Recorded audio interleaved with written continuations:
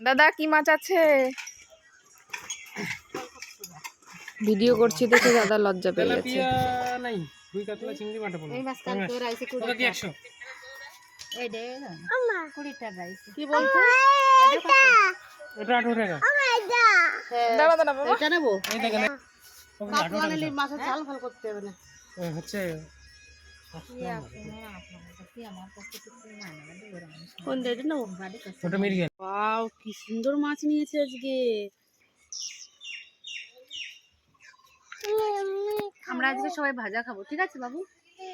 মাছ ভাজা আর ভাত, ঠিক আছে? ও মা ভালো মাছ নিয়েছো, আমি রান্না করবো, দই কাতলা রান্না করবো। 3টে করি, হ্যাঁ।